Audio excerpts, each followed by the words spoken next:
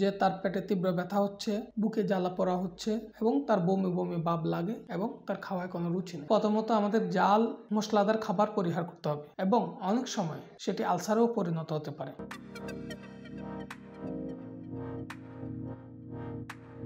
আসসালামু আলাইকুম রহমতুল্লাহ। আমি ডক্টর ওমর ফারুক। আজকে যে বিষয়টি নিয়ে আলোচনা করতে চাই সেটি হলো গ্যাস্ট্রাইটিস।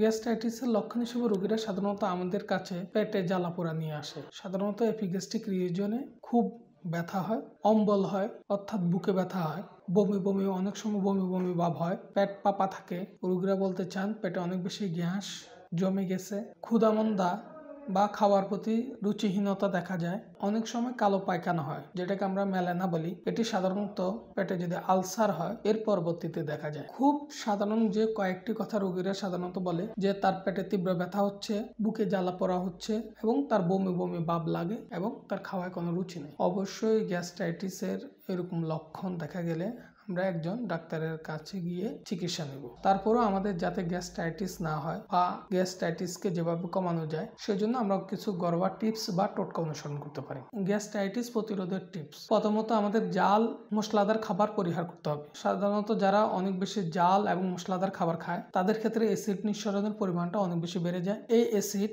আমাদের স্টোমাক বা পাকস্থলীর যে গ্যাস্ট্রিক মিউকোসা বা প্রোটেক্টিভ লেয়ার সেটাকে নষ্ট করে, যার কারণে গ্যাস্ট্রাইটিসের প্রবলেমটা অনেক বেশি তীব্র আকার ধারণ করে এবং অনেক সময় সেটি আলসারেও পরিণত হতে পারে। ধূমপান ও অ্যালকোহল পরিহার করা: সাধারণত যারা ধূমপান করেন এবং অ্যালকোহল গ্রহণ করে থাকেন তাদের ক্ষেত্রে আমাদের পাকস্থলীর যে গ্যাস্ট্রিক মিউকোসা বা পাকস্থলীর যে প্রতিরক্ষাকারী লেয়ার আছে সেটিতে ব্লাড সাপ্লাই অনেক বেশি কমে যায়, যার কারণে ওই জায়গায় ক্ষতের সৃষ্টি হয়। দীর্ঘ সময় ধরে ক্ষুধার্ত অবস্থায় না থাকা: সবসময় চেষ্টা করা উচিত সময় মতো খাবার গ্রহণ করা। যারা দীর্ঘ সময় ধরে ক্ষুধার্ত থাকেন তাদের ক্ষেত্রে পাকস্থলীতে অ্যাসিডের পরিমাণ অনেক বেশি পরিমাণে বেড়ে যায় এবং এটি পাকস্থলীর যে মিউকাস লেয়ার আছে সেটিকে ক্ষতিগ্রস্ত করে এবং আলসারের কারণ হতে পারে। কারো যদি এইচ পাইলোরি ব্যাকটেরিয়ার সংক্রমণ ধরা পড়ে তার ক্ষেত্রে অবশ্যই একজন চিকিৎসকের শরণাপন্ন হয়ে তার সমস্ত ওষুধ বা তার যে কোর্সটা আছে চিকিৎসা কোর্স সেটাকে অবশ্যই সম্পূর্ণ করতে হবে। এইচ পাইলোরি একটি ক্ষতিকর ব্যাকটেরিয়া।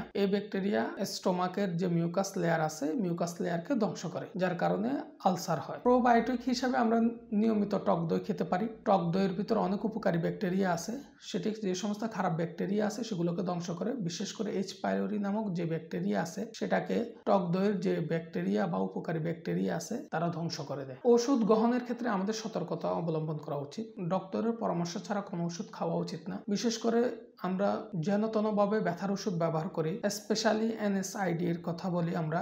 এই ব্যথার ওষুধটি সরাসরি স্টোমাকের যে প্রোটেক্টিভ লেয়ার বা মিউকাস লেয়ার উপর কাজ করে এবং স্টোমাকে ক্ষত বা আলসারের সৃষ্টি করে। সেই ক্ষেত্রে অবশ্যই আমরা চিকিৎসকের পরামর্শ নিয়ে তারপর ব্যথার ওষুধ গ্রহণ করব।